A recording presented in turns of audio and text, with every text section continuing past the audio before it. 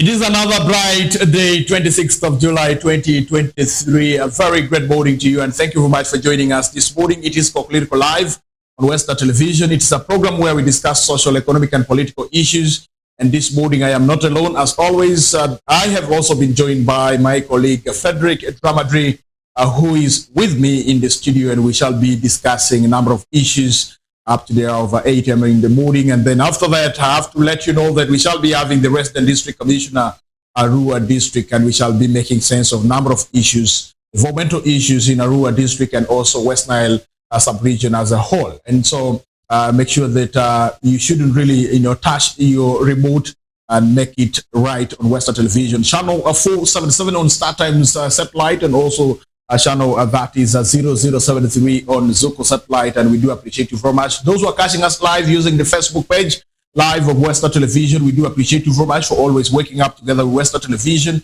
not forgetting those who are catching us live on YouTube of the television, we do appreciate you. And for those who want to follow me personally on my Twitter handle, you can just get to Oringi Francis 11, and that is my private Twitter handle, and you'll be able to get the name Oringi Denis right there. Good morning, Dramadri, and thank you very much for joining.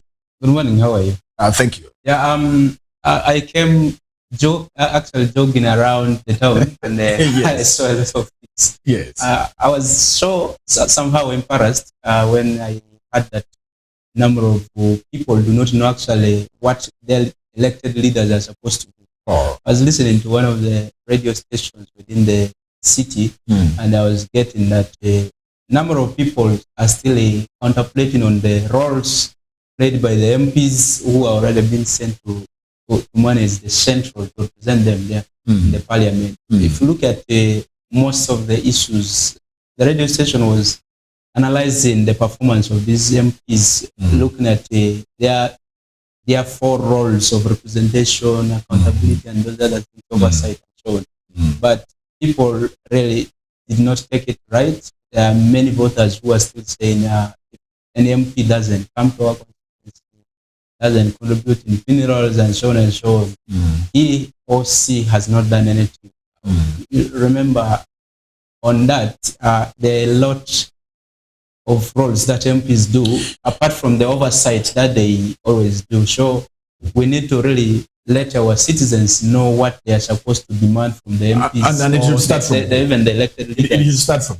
I thought that it should be these members of parliament to take it fast to educate the electorate or the voters so that they get to understand what they're supposed to do for them. I think also I do blame even the members of parliament themselves, because they seem not to be doing the 4 cardinal roles that they are supposed to play. They tend to focus more on the social corporate responsibility that members of the public have known them for, paying for paying school fees, and also giving some support during hard times when the electorates are really going through hard times, especially during funerals. We have ever had somebody saying that, the member of parliament has not yet sent something, and we shall be able to communicate to you the due course of the burial, whether we have received this or a message or not. And so I think members of parliament should really take it as initiative to move around and educate and sensitize the members of the public on what they are supposed to do as members of parliament. And the other time I was telling you that if a member of parliament moves with the LC5 chairperson, during that time that these 2 people are leaving, you will see bigger number of people going towards the vehicle of the member of parliament than the vehicle even of the LC5 chairperson. And the LC5 chairpersons have been telling me that for them, at least when they go to the community, they are not being disturbed a lot like the members of parliament that give us what? Give us something.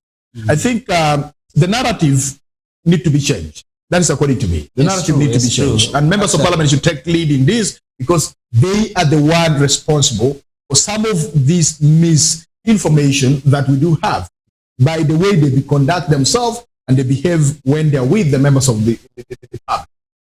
But I really take it true from you. Look at what these people are doing on the ground. It really doesn't make sense looking at what they're supposed to do, looking at the mandates that were given to them. Most of them tend to focus on what you call to be corporate social responsibilities, yet representation of these constituencies at a national level is very low. there's no another person who will take the message. Even if a minister comes here and we shout that we need this road tarmac, not until the not until the MP has to come up boldly with evidence that this road needs to be tarmacked because of ABCD issues that are happening in my constituency. So if they don't provide that time, then we will continue to have this mess in the public. All right, dear members of parliament, you have a very big role to play, more especially when it comes to mindset change. How can we change the mindset of the voters that we do have? You have to know that 2026 is not far away from where we are now. And so that calls for us to always tell the electorate, the citizens of this country, what you are supposed to do specifically. Others just come as by the way. And so let us focus on those four cardinal roles that members of parliament are supposed to really play. One is appropriation of the budget. Are you aware that the national budget is being appropriated by members of parliament? And so if things do go bad, we have to blame them because they're the one who appropriated the budget and they're the one who have time to discuss the national budget. And when we talk about oversight, after appropriation, this money is supposed to be spent by different ministries, departments, and agencies and local governments that we do have. Today, move down to understand how different entities are really using the money that has been appropriated for that. That is why whenever you hear the Auditor General comes out with the report, then the Public Accounts Committee of Parliament, local government, and central government, they tend to have interactions with different ministries, departments, and agencies of government of the Republic of Uganda, together with the local governments. And so the Public Accounts Committee of local government, they're supposed to move to different districts to try to make sense and ask questions in regards to the Auditor General's report. And I've been told that the Auditor General's report is being considered to be, the most powerful tools when it comes to, checking on the level of corruption and the level of service delivery. And it is being believed, that is why you see the COSASE, the Public Accounts Committee of Parliament Central, calling different ministry, departments and agencies, officials to come and answer some of the accountability queries. That's why currently we are talking about the UNBS, that is the Uganda National Bureau of Standards, where there's a lot of issues. I think the IGG has really, instructed for the arrest, of Ebiru, and Ebiru has been the chairperson, I think, of the UNBS. And so there's a lot of issues in UNBS, and even me personally, at a certain point, I've been asking myself, at what point does the UNBS come at the play? It reminds me of the moment of the City 5, Gene, that really, claimed lives in this city, made their souls rest in eternal peace. And I would say somebody was sleeping on job. But I think that was the first time I saw UNBS coming on to play after to really enforce on what they're supposed to do. But as journalists, have you ever gone back? I mean this, yeah, I've gone several times and to check on what is happening there. This company that has been doing the City 5 has moved away from the City 5 production and is now doing the wine that they were actually licensed to do.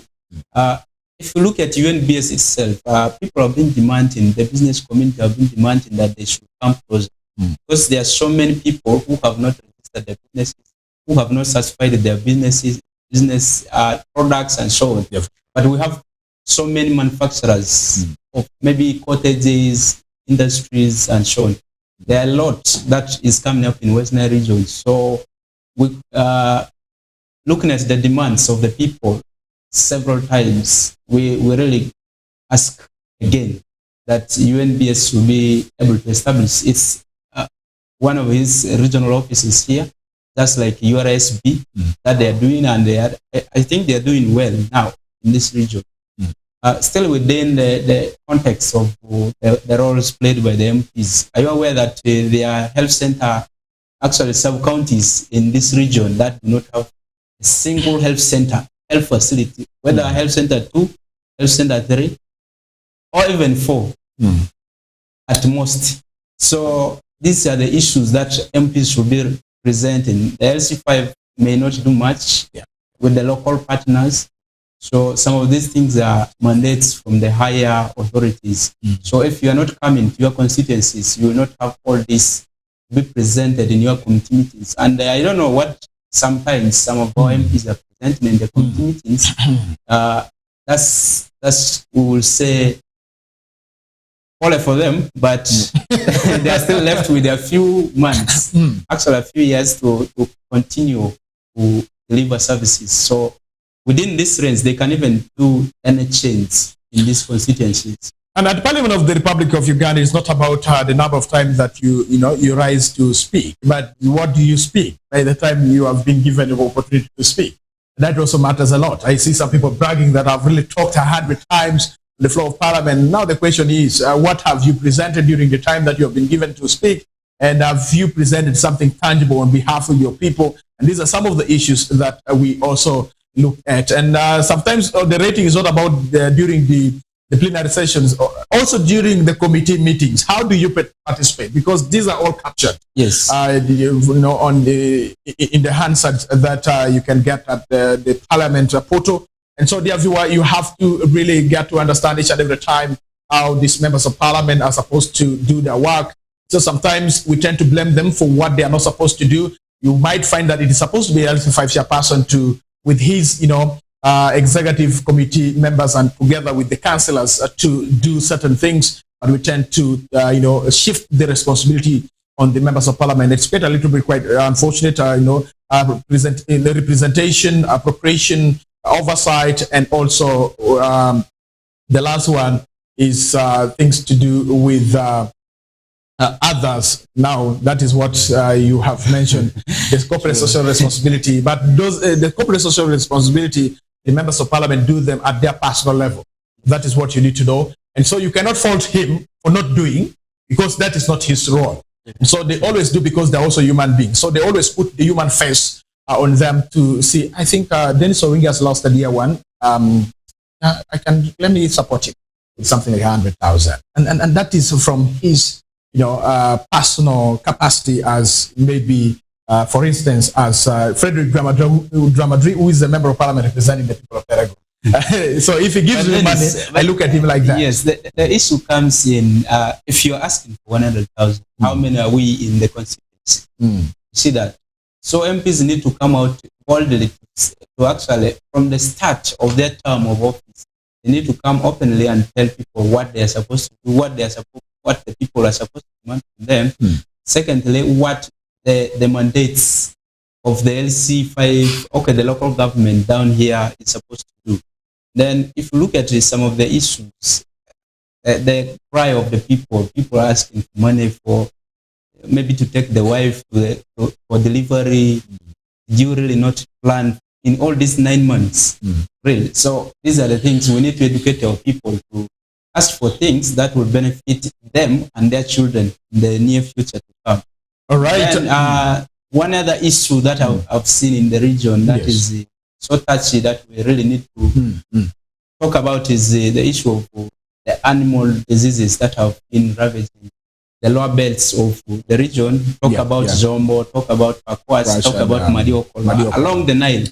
This has been for over the years, and we really need to look into this. Recently, Ministry of Agriculture, Animal Industries and Fisheries told us through their coordinator, the director of Arua Regional Veterinary Lab, that they have picked around 650 samples from some of the animals, especially the goats and the sheep that are dying along the belts.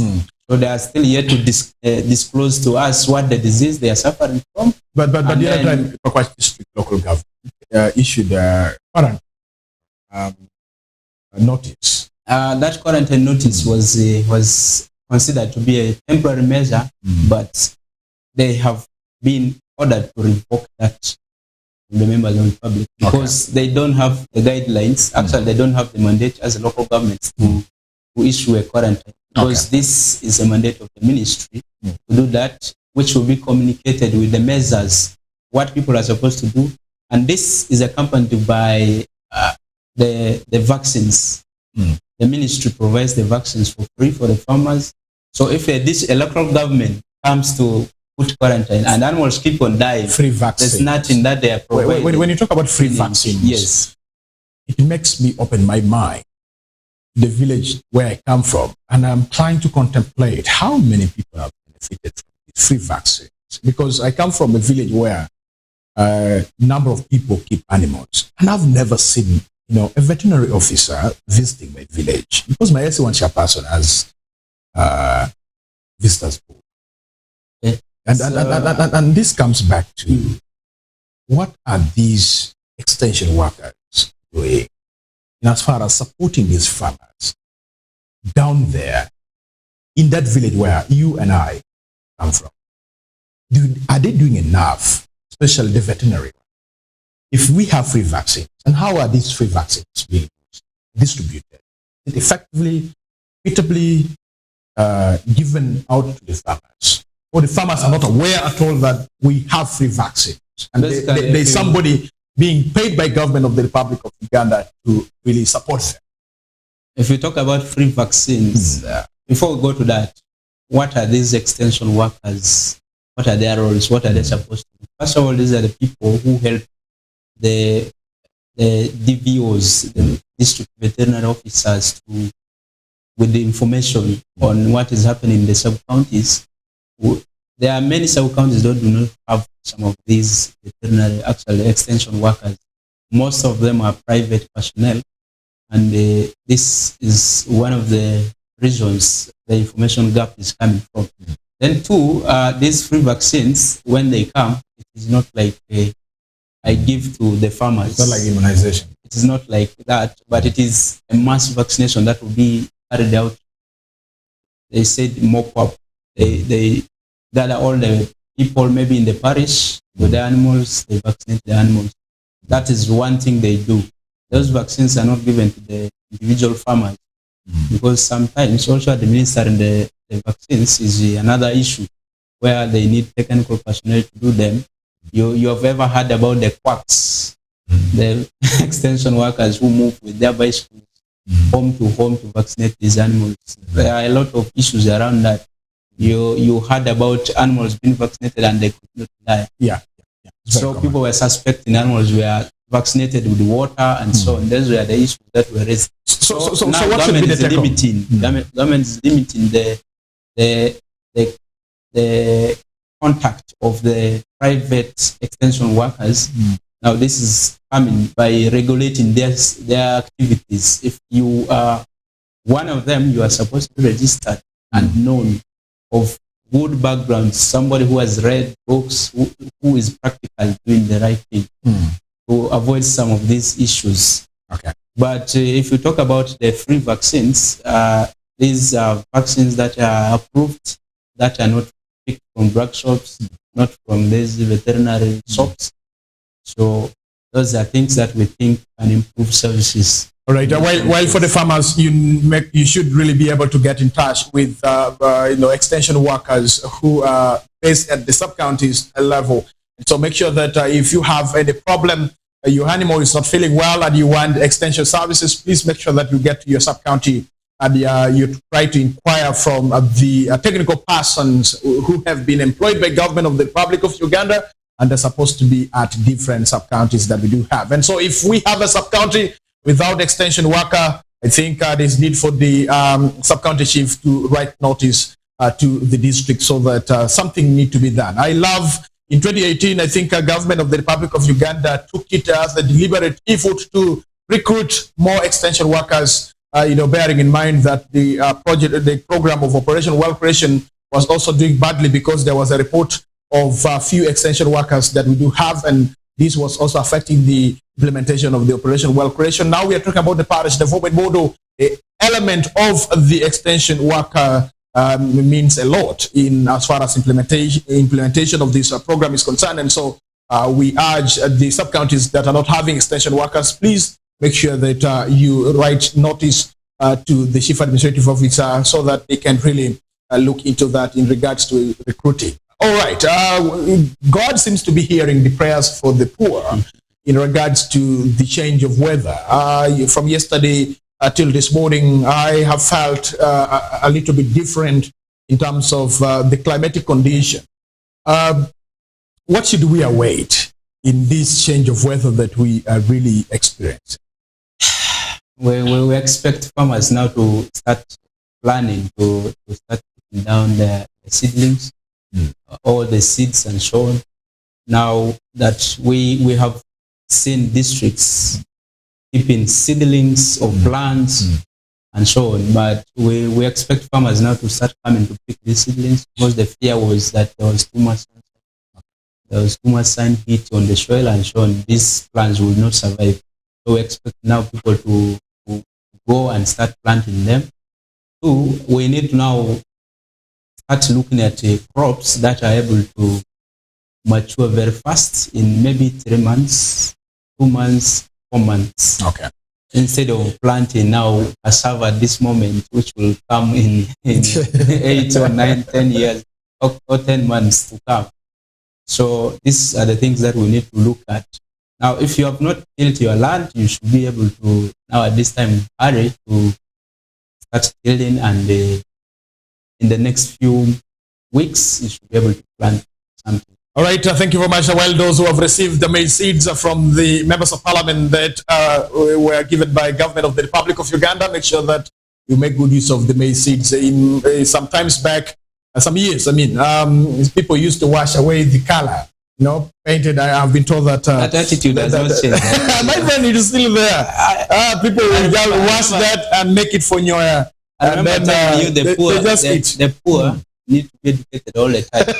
You see? So let someone to change. It needs that. So let us make good use of the seedlings and also the seeds that have been given to us to change our life. Let me tell you, wealth is in that land that you do not want to till. So make sure that you dig that land. You are going to get the wealth that you are looking for. Let's go for a break, and when we come back, we shall be able to have the Resident District Commissioner, Arua District, who is none other than Bwana Okiswa Geoffrey, right here in the studio.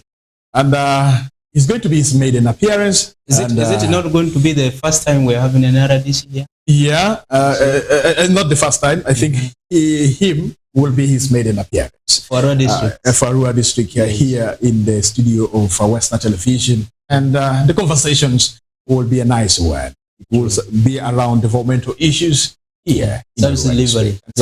Yes. Good morning.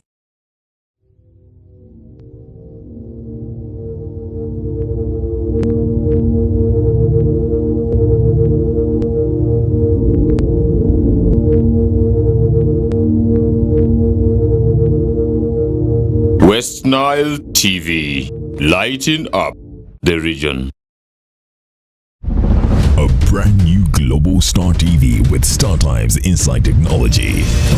New TV innovation with an inbuilt decoder that connects you to both StarTimes antenna and satellite signal. With StarTimes Inside Global Star TV, you can enjoy over 300 local and international channels, 1 month StarTimes highest bouquet for free, automatic system update, more benefits, more affordable. StarTimes Inside Global Star TV is available in all StarTimes branches and dealers countrywide. StarTimes Inside, entertainment inbuilt.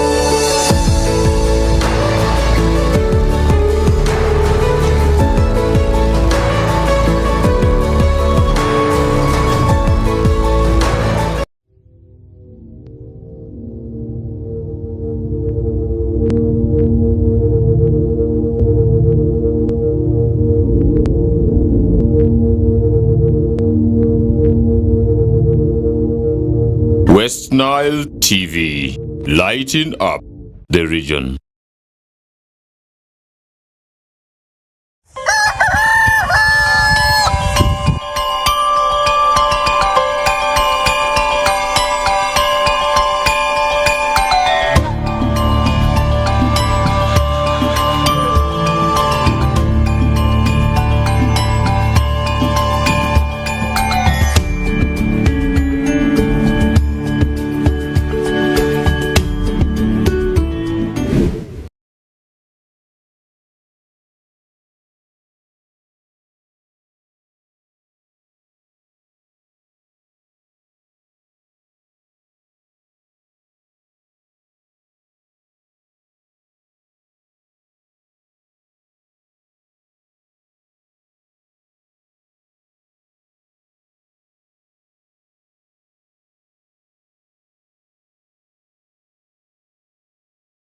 Right there, viewer, you're most welcome. We are back from that commercial break.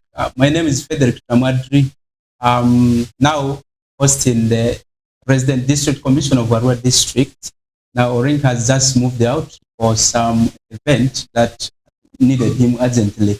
So we are going to continue with the Resident District Commission of Arua District, Mr. Geoffrey Okishwa, who is representing the President of the Republic of Uganda in Arua District, looking at the service delivery, the issues of security, the issues of all the aspects of development in the district. So, Mr. Radish, you're most welcome. Oh yeah, thank you. Thank you very much. Okay. How's the weather?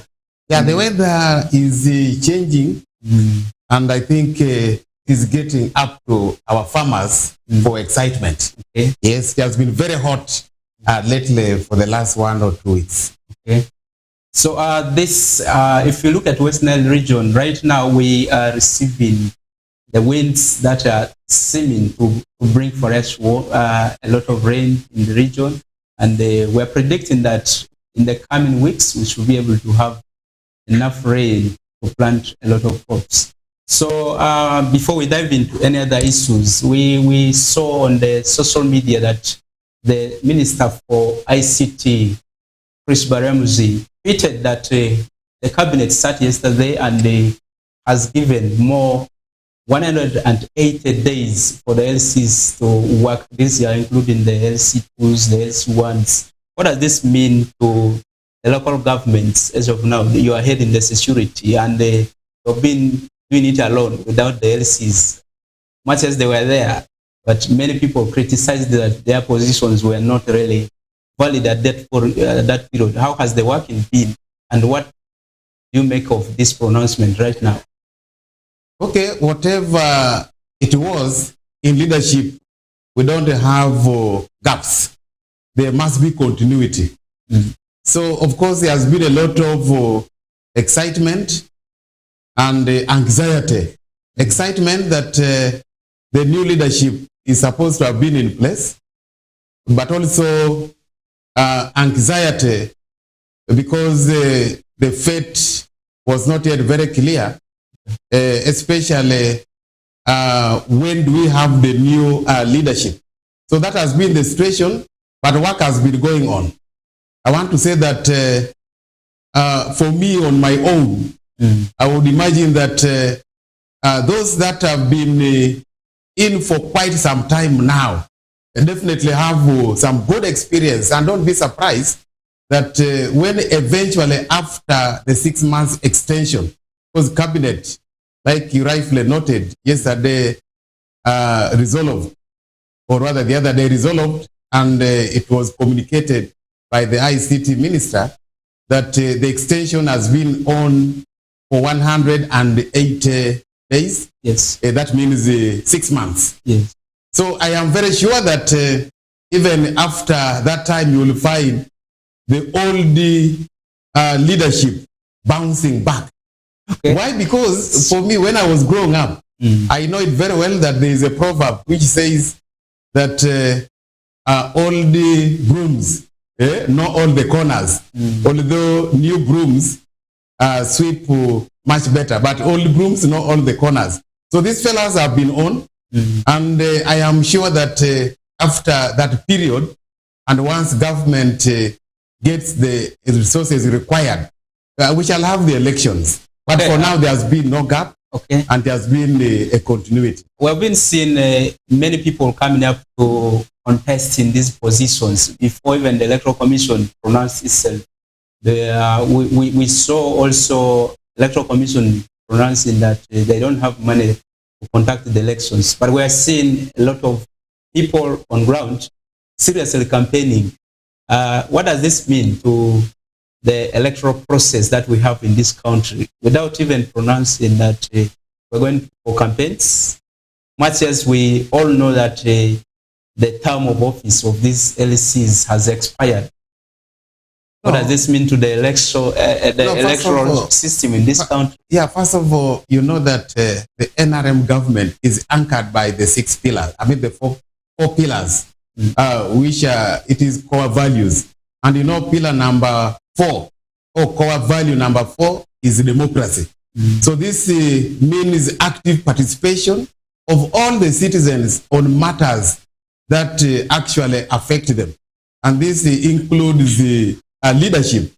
So, and you know, leadership is very, very important, especially at grassroots, because this is where the leaders are directly in touch with our people and with the needs and the aspirations of the people. So everybody wants, now there is a struggle for everybody to come in and ensure that people's problems are solved.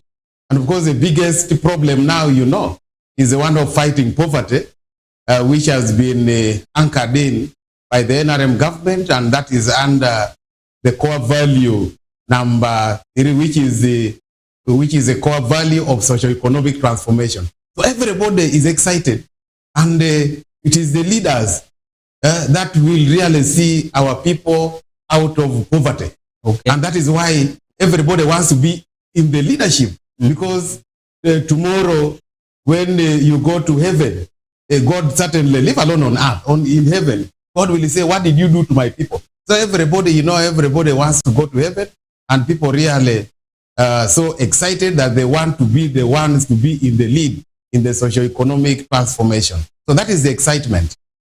So everyone, you must be aware that these LCs are the presidents in the local governments at that level, in every village, in every cell, wherever you are, everything that takes place in the community, they're the ones presenting over there before these districts or the sub-counties in these various local governments. So what are we missing if we don't have the LCs? Oh, if we don't have the LOCs, then we are missing a big link between the lower grassroots and the other structures of governance up to the national level. Because like you must have rightfully noted, it is the LOC ones and the LOC executives in their structure that are the chairpersons of the Village Security Committee. And, you know, we, as we talk now, are very, very proud that the NRM government has anchored in peace and security. Yeah, this one comes at a point where we have these structures in place, that in every village, we have the executive committee, and that executive committee is also composed or instituted into the village security committee, because there is nothing you can do in this country, in this world, if security is a problem. So that is the biggest thing. And you could also have known that as we talk, the chairpersons of LOC2 are the chairpersons of the parish development model committees. Those committees, so they are the ones chairing it. So it is very important that these structures are actually in place, because they have a very, very big role to play in as far as the socio-economic transformation of this country is concerned. Right. If you look at the LCs as we wrap up the discussions around the local country persons in the various parishes and cells, villages, and the local governments. LCs are the poor persons who plan for the development of their communities. So if you have not honored your LC in your area, then you need to start planning and communicating with them frequently to understand the developmental issues around it. So recently, Arua district pronounced that they have already received 100% of the Paris Development Model funds. That is one of the pillars that government is looking at in the development circles. So what does this mean to the district? The money is already there. Are people receiving the monies? What is the status at the moment? Oh yes, you know, again, if you are talking about excitement and anxiety, which has gripped Arua district and indeed the whole country now, is a talk about the parish development model. And this is what we are actually expecting, that it will drive our country into another level of development. So it is true, Arua district has received 100% of its share of the revolving fund that was released in two levels. The first level was a release that was done around before April, or in and around April, where the district received 1,024 million that has been successfully disbursed to the beneficiaries. And as we talk, Arua district actually has been leading, I would comfortably say has been the best in as far as disbursement of the first level of funds was concerned. Because by the time His Excellency the President visited Westnile in April, we had already disbursed all the funds which had already been allocated to us, to our beneficiaries. Now, the next level of the fund is 2 billion, about 2 billion, which is already released by Minister of Finance, and it is in our accounts, in the Post Bank. But of course, there are some challenges that has been identified in as far as the releases are concerned. Because I should say that first of all, the challenge we are having now as a district is to maintain our lead. Remember, we were praised to be the best performing in as far as disbursement of the funds is concerned. So we are being evaluated at that level of disbursement. Now, as we talk, we expect to make that lead, that after disbursement, now what is the impact? So people have picked the money, and people have asked for the money in accordance to the business plans they have been having. For example, if a cassava grower asked for 200,000, that is what he actually wanted. If a poultry farmer asked for 1 million, that's exactly what he wanted, so we have given that money to them. So we expect that this money is going to be put in proper use. And now our biggest effort is to ensure that when evaluation is done on impact, again, Arua district should be seen to be on the lead. Of course, that one comes with a lot of challenges. It comes with a lot of challenges because, you know, first of all, the challenge number one is to be on the lead. Everybody is focusing on you and wanting to overtake your position. So we are trying our level best to ensure that we move out to the people and tell them, please, this money is meant for the purpose for which you requisition for the money. Okay, if you look at the Paris Development Model, the statutory instrument that was released by Minister of Finance, and the president also signed that. And look at that document clearly indicates that there are about seven pillars. Yes. So why is it that most of the one pillar, other than the rest? What is the challenge? No, I think to me, the biggest challenge this country has been having, and that's why they identify the 39% poor of the poor, is that the poverty level and the unemployment rate has been so high. So everybody forgot about anything else and focused on pillar number 3, which was financial inclusion. So they all rushed and they thought PDM is all about financial inclusion or the revolving fund. But PDM has 7 pillars, and PDM is a going concern because this is nothing new. Like, for example, if you look at pillar number 1, which is the value chain or the production level, especially productivity in the agriculture or farming. This has been ongoing. This has been ongoing, and we are only now saying that pillar number 3 comes in to support the other pillars, like pillar of infrastructure. We have always been talking about, like in Arua, we have ACD, those are agricultural cluster development programs, where infrastructure, connectivity of roads has been emphasized. So people have been already involved in the other pillars, and what their biggest challenge has been was CD capital. Wherever you would go, people would say, yes, we really want to push ourselves to another level.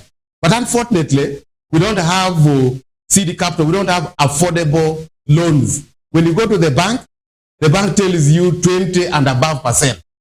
So the president came out with this initiative as endorsed by the NRM government that let us provide affordable capital to our people so that they can invest this money. Imagine it is at 6% per year.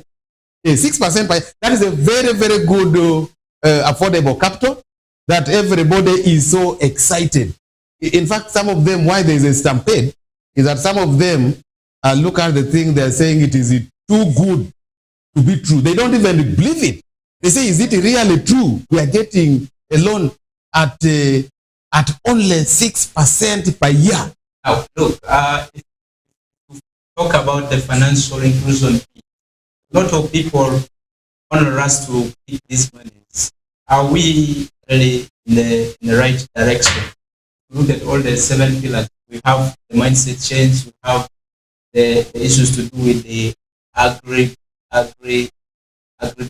Yes. Where we have the machineries and all those other things. Actually, that is on pillar number 1. Now, if you look at Auditor General's report that was released for 2022, you realize that most of the districts dispersed these monies into wrong accounts. These accounts were created by parish chiefs and who were later regarded as not to be the signatories to these accounts. And they termed the accounts to be ghosts. Is that the same thing that we still have in our districts? Do we know our beneficiaries? And do you think these monies are going to the right direction as people yearn for the least interest rate? Yes. I would say that any program that comes with the challenges.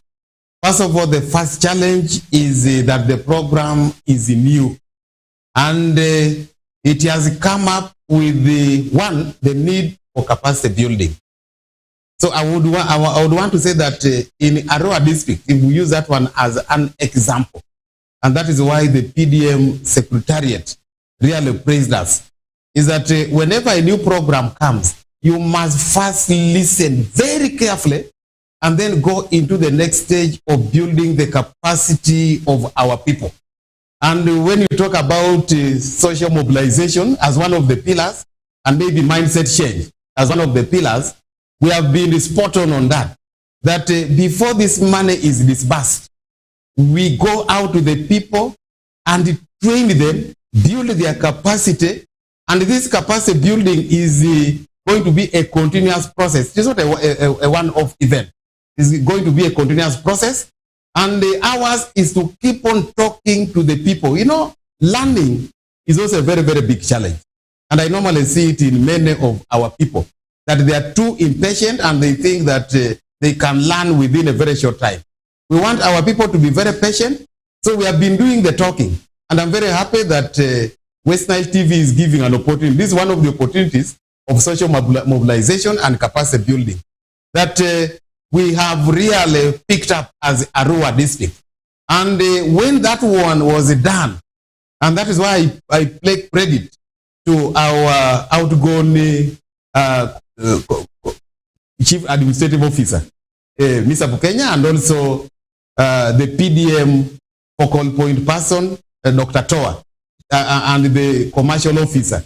And also the bank, the Post Bank has been giving us human resources that we have been moving with to the communities deep down in the parishes, and we really trained them. And we really trained them. So this is what we have done, and this money went to the rightful organizations. Of course, as we pick bad examples from other districts, we always have elements of corruption, and that's why we shall still insist on mindset change. That some people, always when a government program comes, they first think of how do I benefit? And that's why they could have ended up with ghost accounts and corruption being something we are going not to tolerate. Yeah, the song around the corruption has been sung for several times, and has continued to be sung. And this will continue as we look at service delivery in all aspects. Now, dear viewers, as we are planning to go for a short commercial break, you realize that there are a number of projects that government has rolled out, actual programs looking at the socio-economic transformation of our people in the villages, in the community, in the various communities where we live. We have Myoga that has been recently rolled out, and I'm told that in Arua district, the worst performing circles, the one of the journalists. Unfortunately, I don't know what is going wrong, but we need to go further and see what is going on. And I think the implementers are able to also move around and recover some of these monies. Now, if you look at the Myoga itself, it had the issues around financial inclusion on it, which did not focus on these other issues to do with the mindset, the issues of maybe sensitizing the community around the issues of how the project is to be executed. But now the Paris development model has come to clear all those wrongs that we witnessed in the Paris, in the Myoga, which has been rolled out. All these are presidential initiatives for wealth and job creation. You are most welcome, and keep watching Westnile Television and soccer.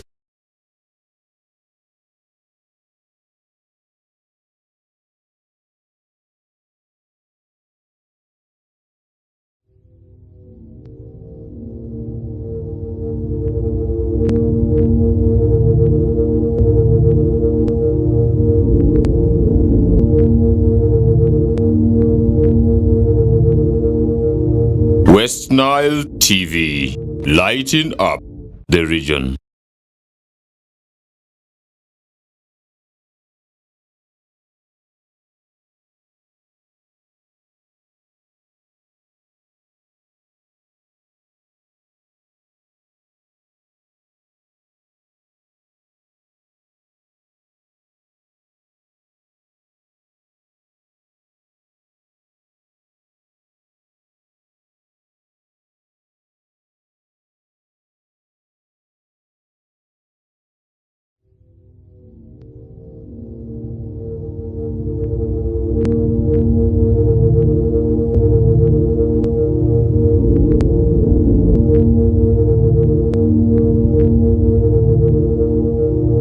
Westnile TV, lighting up the region. A brand new Global Star TV with StarTime's inside technology. New TV innovation. innovation with an inbuilt decoder that connects you to both StarTimes antenna and satellite signal. With StarTimes inside Global Star TV, you can enjoy over 300 local and international channels, 1 month StarTimes highest bouquet for free, automatic system update, more benefits, more affordable. StarTimes inside Global Star TV is available in all StarTimes branches and dealers countrywide. StarTimes Inside, entertainment inbuilt.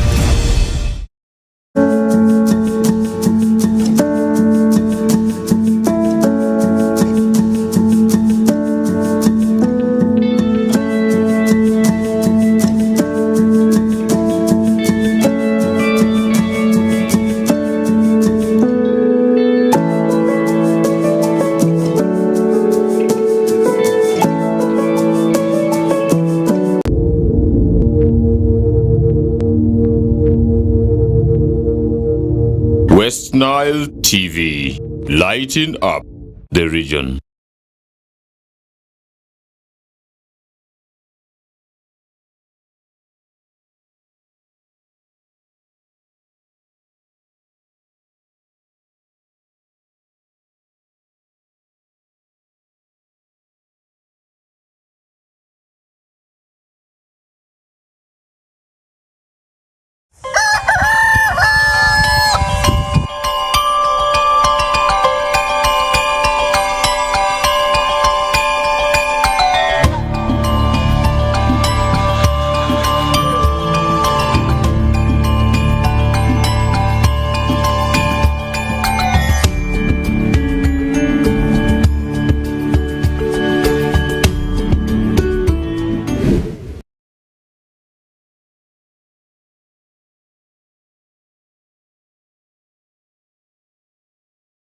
Dear viewer, you are still watching Westnile Television on Weatherhead Parkway in West City.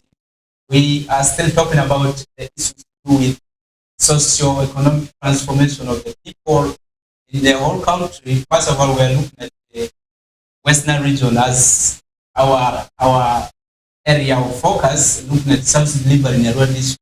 Now we are looking at a lot of issues around the Paris development model, the issues of Nyoka that have been brought by the President of the Republic of Uganda, His Excellency Yoweri Museveni, and his leadership to focus on the developments around the communities other than from the district level where services were centered at sub-counties. So we are hosting the President District Commissioner of our district, that is Dr. Kishwa, who heads the district on that wing of service monitoring in the district. Now, just briefly, we have been looking at a story that you contributed to, and you heard that most of the first funds in the district have been diverted to buy mattress. I don't know if this was true, and what you did about this. This was published in May, one of the newspapers. Yes. To a large extent, it is not true that most of the funds were diverted for other social gains. To a lesser extent, yes, it was visible, but was very difficult to track the indicators. Because this money, when we were disbursing it, training, capacity building had been done, that you go by the business plan that you already submitted. And strictly, that is an indicator for us for monitoring. That when we go out to monitor, we look at the business plan. If somebody had said, I am going to grow 5 acres of cassava, we want to see the 5 acres of cassava. Did you grow them? Were they there? Yes. So it became a little bit complex for us to draw a conclusion that it is PDM money that was used, because certainly we saw people immediately after getting the PDM money, they would rush and buy a mattress, like a family in Nigeria. They go and buy a 6-inch mattress.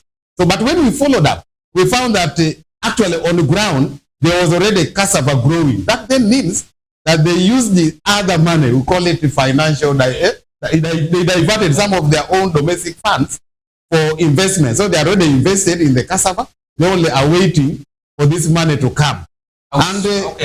This brings me to this question. Are we sure that people are going to fund these monies? Looking at the directive from the president recently when he came for in Westnile, yes, that he said at least people should be able to fund this after now 2 years. Yes. Is this not exorbitant? Yes. No, they are going to do it. People are very happy that the president guideline now is an economic guideline, because the problem we have been having, like we shall not even with the Myoga, is that PDM and the Myoga were giving a very short period. Imagine somebody picks a capital, say of 1 million, then you invest it and they want it back within 6 months. By 6 months' time, the best you can refund is the capital itself. So that then means you would not have made any gain. So that is why now when we say the president has directed, the money stays with the beneficiary for 2 years, 24 months. So within the 24 months, you would have made substantial gains. And then you start paying it back in the next, again, 12 months, that's one. So in 3 years, you would have paid back all the money, then you ask for the money again. So this one is going to make economic sense, and it's also going to make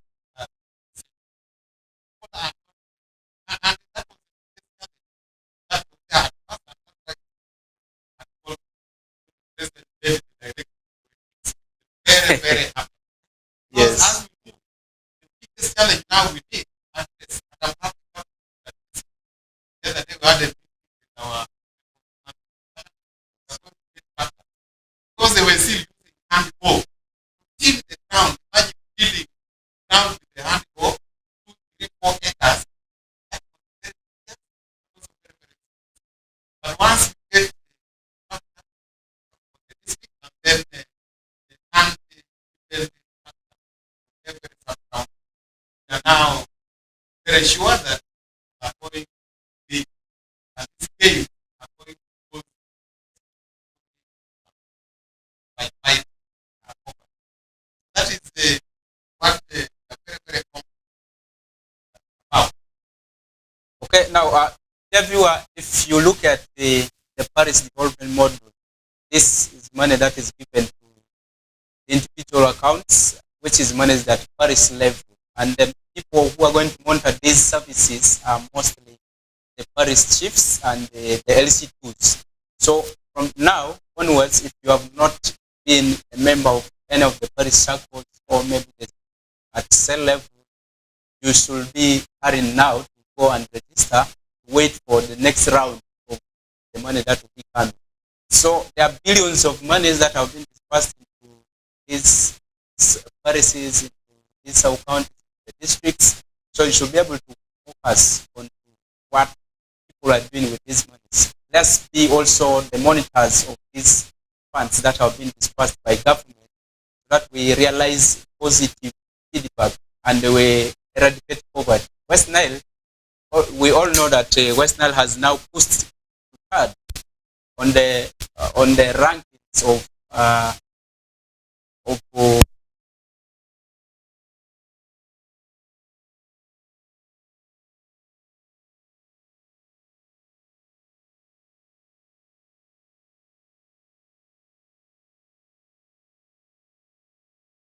be able to move forward and move away from some of these issues to do with poverty. Now, we are moving off to the next issue, that is a rural district local government, which is still operating in a rural city.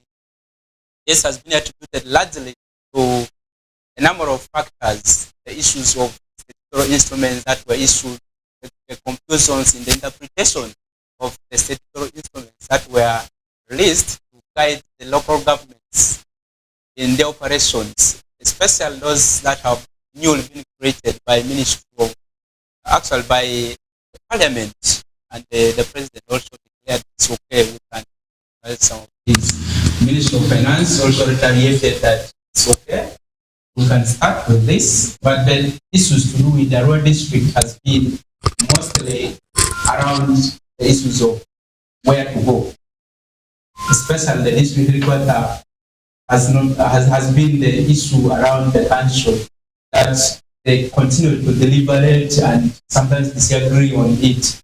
So we'll be certainly looking at what transpired in the recent council sitting, where councillors were not ready to approve the master plan for the district, which is the major thing. Before you start establishing any structure in a place, you should have a master plan that directs you in the infrastructural developments.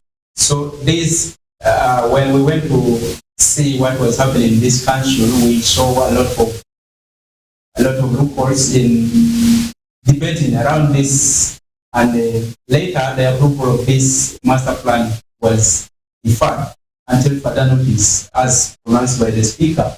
So what does this mean to the district? What does this mean to the people of our district local government? What does this mean to the issues of service delivery to the people? So we are having the RDC of our district, Dr. Official, who will be digesting some of these issues from his point of view of service monitoring, service delivery monitoring the district, apart from the politicians who have continued to at us words from the city to the district. We have seen all this, but we really want to look at the service delivery bit of this. What is the implication?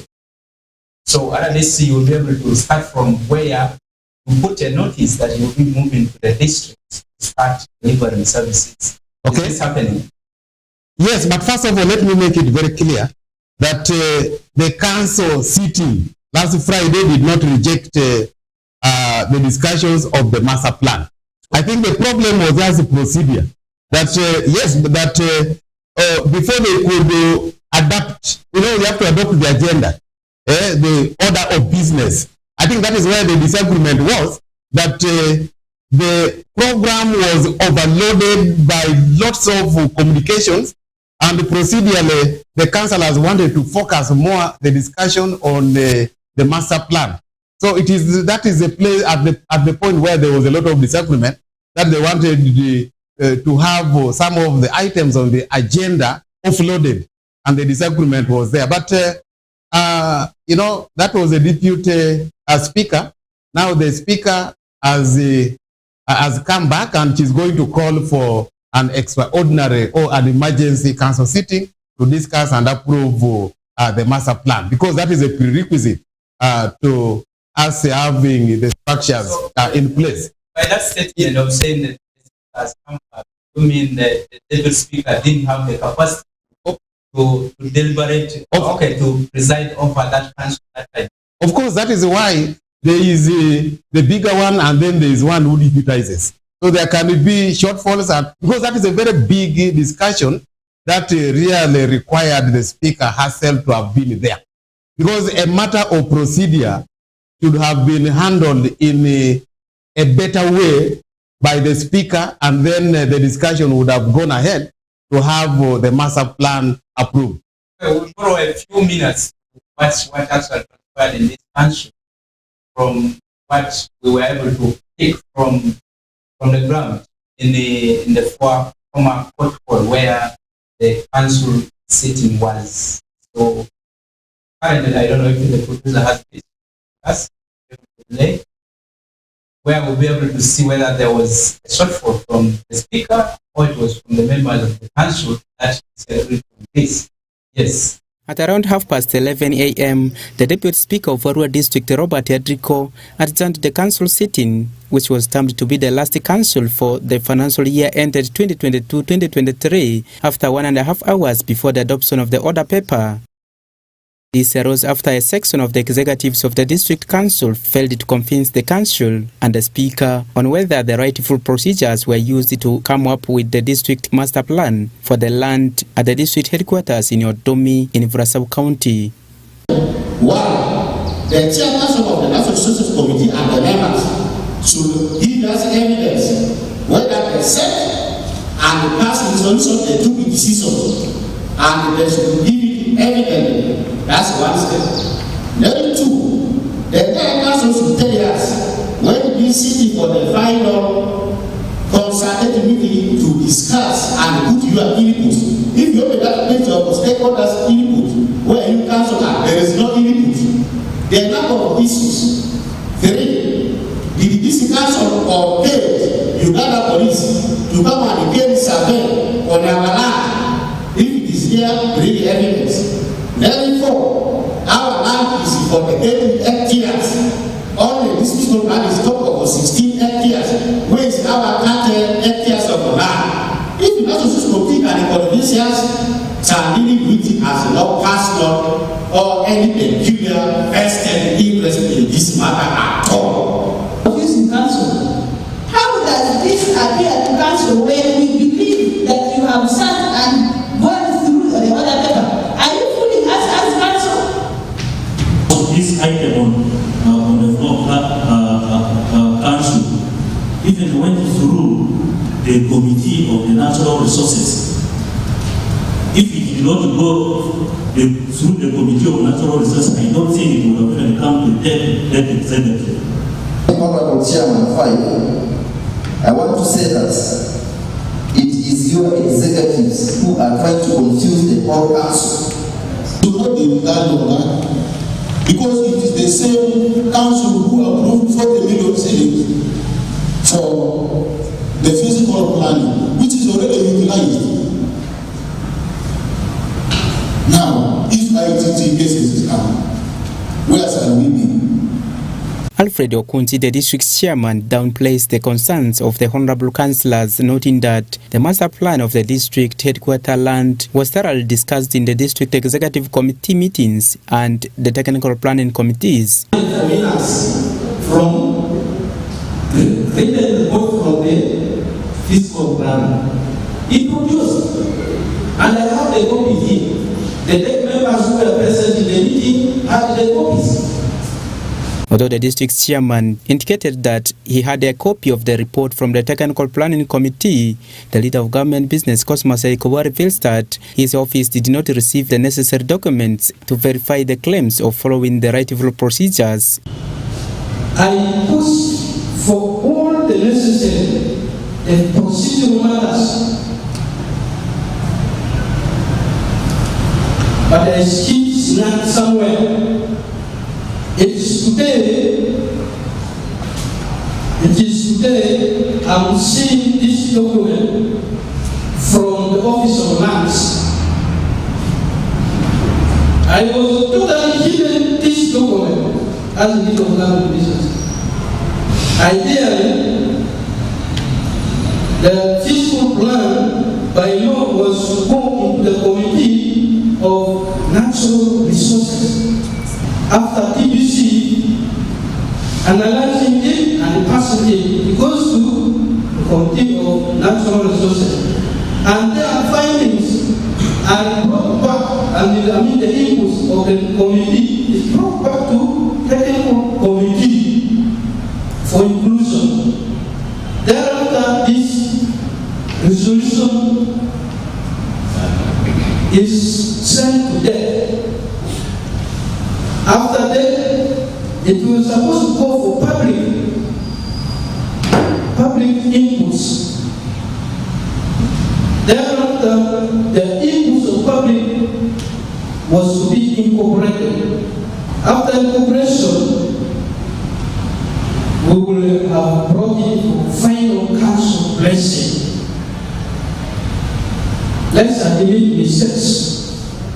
We erred. This, however, made the Deputy Speaker, Robert Adriko, who also complained of not having any copy of the said report, to adjourn the meeting till further notice. I adjourn this meeting for further notice.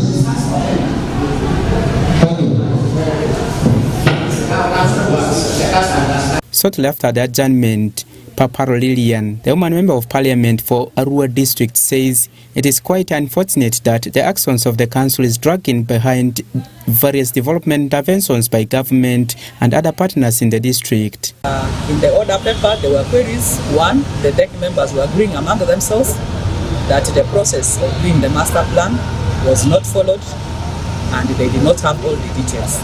Meanwhile, I saw the council members saying that this is overdue. We needed to have this in place. Why is this a concern? This is a concern because Arua District local government is trying to lobby, one, to relocate, but also to make sure the projects they had from development partners under government funded, they can recapture it again. We have Usmid is ending, and Usmid phase 2 is going to be coming. Already in the parliament, I know Arua District is still in the list that is supposed to receive Usmid 2. But there are terms and conditions for which ministry will finally pick on the districts where they will implement Usmid. One of it, because Usmid more is infrastructure. Others are for district infrastructure development, others are other components. So government already has a stand that any projects to be implemented, if they want to construct a school, actually they want the school or the community to either have proper land agreement, that is at sub-county level, but for the districts, they want land that has title. Now, Arua District Council approved that the headquarters be Udumi. So what does that mean? That place, one, does not have a title. The other alternative they could present is that the council approved the master plan, because you cannot do a master plan on land which is not yours. So if Arua District Council has for long been battling court cases with the communities over the said district headquarter land at Odumi. All right, dear viewer, you have just watched those comments from members of the council of government, and it tells you that there's a lot that needs to be done if this district headquarters move from Arua City. Now, the issues that we have been able to pick from that is, one, that land doesn't have a land title. Two, the master plan, if it is not approved, there's nowhere around this any headquarter anywhere. So these are the issues that we really need to draw our attentions to if we want to have equitable service delivery in all the regions, all the districts across the country. So, RDC, what do you make of these deliberations before even council will they adopt the order paper?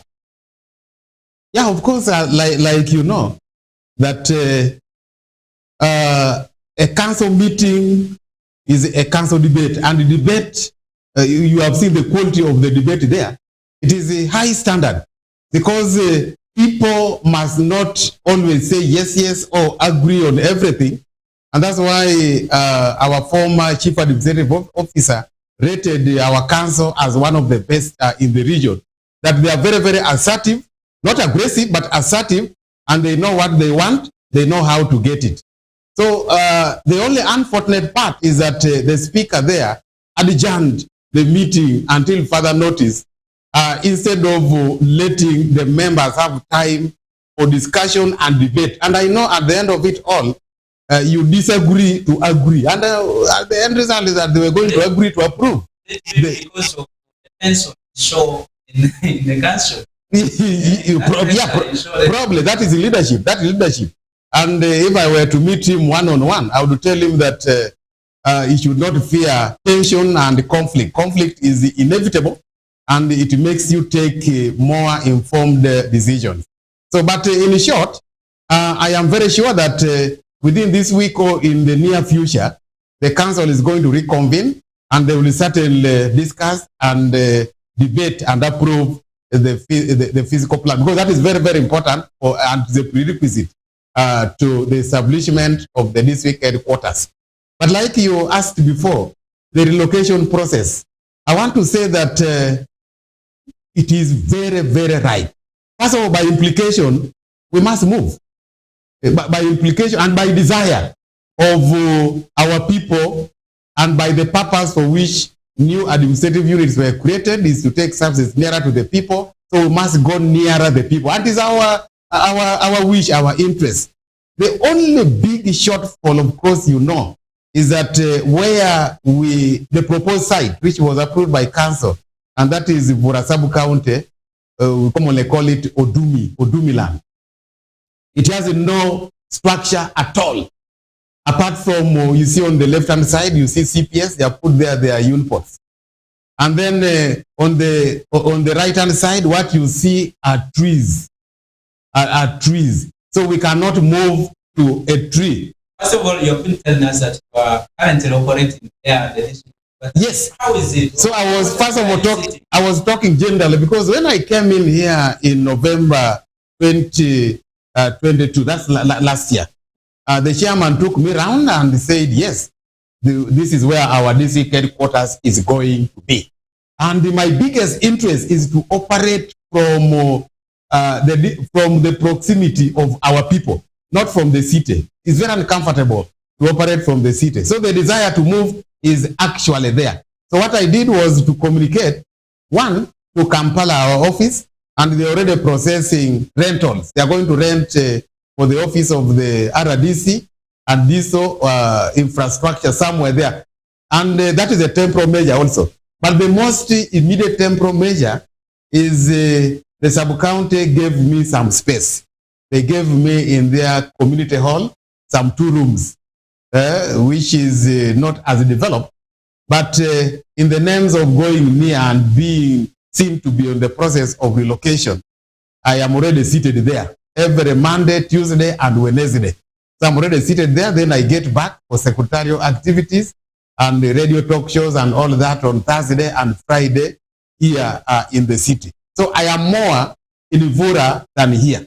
So very soon we're expecting a rented premises. Actually, the ministry, the office of the president has already directed the Minister of Lands to send valuers to identify the 3 structures we have identified, value it, and pay for us the rent on it. But you see, the bigger picture of relocation is the entire district eventually to go to where they belong. And that is where the biggest question is. Because you must have played in this very TV the inconveniences that were caused to us by the city council meetings. I think 2 subsequent city council meetings. The first one is all of that we must leave with immediate effect or else they lock our offices. The second one, you played the face of the area member of parliament and the mayor. Yes, Central Division, saying that Arua district must go. That in fact they were saying that Arua district is refusing to go, not even failing to go. But the point, which I really liked from the city clerk and even the speaker, at one time they said, no, what we need, we are hitting our guns towards the wrong direction. So does this mean you are just here in the city because of infrastructure? Yes. Housing? Yes. Yes. That is it. Because if we had offices, I would not see any reason why. Actually, that one brings in the question of assets and the sharing of assets. You know, Arua district, being a mother district to the city, has its assets here, like where the chairman and Kao sit. They even have a land title for that. So that is actually their asset. Where the council hall is, where the fracas was the council hall, that is actually their asset. So it is at that point that a question is being asked to the Minister of Local Government. That what then happens? We are comfortably here because we have struggled over time to develop our assets. And we have already developed, we have this infrastructure here. Then you are telling us to go and sit under the mango trees. What then happens to our assets? So that is where the big question is. Of course, the Attorney General already gave guidance that when the mother district is going, it goes with the movable assets and the immovable assets remain in the city. But the question is that you leave your assets here. And you know, the district, even most of these districts, probably even including the city, they have a declining revenue base. Declining. That we really, even the budgets, our budget recently, we passed 19 billion. So where do we get money to develop the offices? Because you cannot say, chairman, you sit under a mango tree. At a DC, you just sit under the mango tree, even when the weather conditions are so harsh, even when we need the office ambience that befits the status of a honorable chairman or the chief administrative officer. Of course, in terms of service monitoring, yes. How is this personal problem? That what is That is the, leave alone the financial implication, because we can overcome that. But the biggest challenge is that it is so tedious, and that is one of the biggest challenges we actually have. For me, for the 4 months I have been in Vura, I must first of all come around in the city, move around, talk to the chairman, give advice here and there, interact with the cow, and then travel to Vura. But we need to be at the proximity of the district, because one of my roles is to monitor government activities. And one of the government activities is actually absenteeism, monitoring the human resource. Are they coming late? Are they doing the right thing rightly at the right time? So those are the things. But also, you know, the Constitution says I should be the advisor to the chairman, LOC 5, and therefore the advisor to the district local government. So how do you do this when you are far away from each other? So that is a very big challenge that we have already noted with the RCC, and we are communicating to the Minister of Local Government to put it right very, very fast and once and for all. Maybe the final question, once we are behind time, is this issue. If you look at the master plan, there are a lot of disputed areas where land is there's some areas where people are already on court, where there's court injunction. Yes. It is on a land that you have not approved the master plan, but this could have an implication on the establishment of the structures. As a leader of security in this issue, how have you tried to harmonize for that the conflict is in Canada? I talked to the courts of law to speed up the process, because you are right. It is not wrong for somebody to take the other person to court of law. What is wrong is for the matter to dwell on for a long time. So there is a disputed area, but that is a smaller area. The bigger chunk is not disputed, and it is actually our land, because that one was it was Vura County land at the time immemorial, probably from the time of the colonialists. So certainly I know that that matter will be sorted out. I cannot discuss a matter which is in the courts of law. Right. We understand that. Yes, it's not acceptable, but they should speed up the process, and I know it will come in our favor. But that one will not stop the discussion and approval of the master plan, because we already have a big chunk of land of which our premises are going to rest.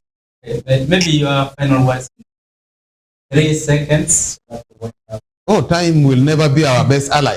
Actually, mine is one to tell our people that even when the district is operating from the city, we are already rendering services to the district.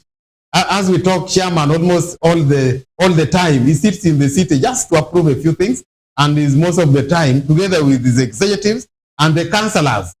The councillors are our parliamentarians based in their constituency. So services are there to the people, and that is why Arua district was rated as the best performing when it came to mobilization, capacity building, and disbursement of the PDM funds. Mine is to tell our people out there that government has put in a lot of money to enable us to fight poverty.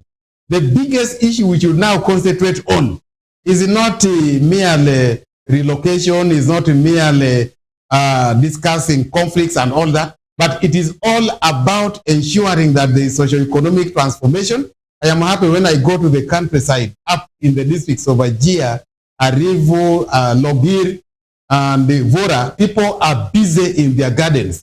The parliamentarians brought in seeds, they are now planting.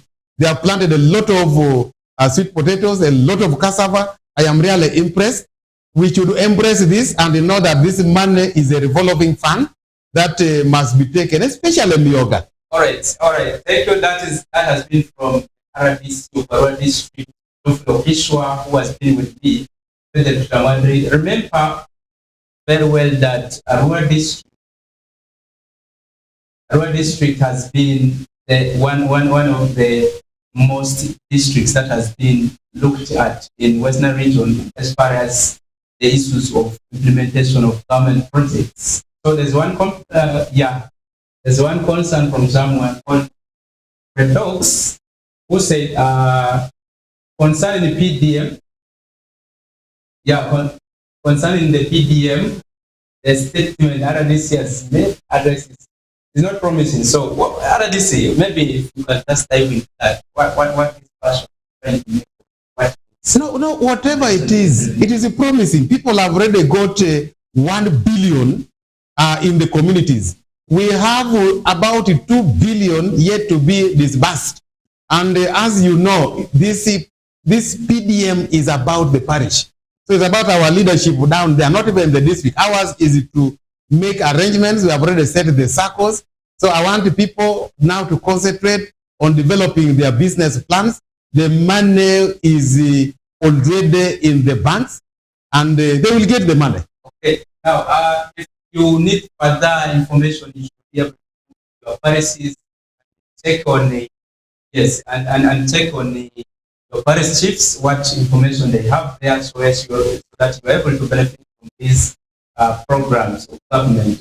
We apologize that we have been able to conclude a bit lately, but next time we promise the management that we'll be able to do this within time. And I appreciate those who have been able to watch us live, and those who are able to comment, and those who are able to also join us lately. We hope that next time you will join us early. And we now have a new program, that is the news in Lubarati, that will be coming at 10 a.m. So you should be able to watch this and understand and interpret certain things that will be discussed in English. Some of them will be slotted into Lugara for those who do not understand English. My name is Frederick Kamate. Thanks for viewing us. Thank you.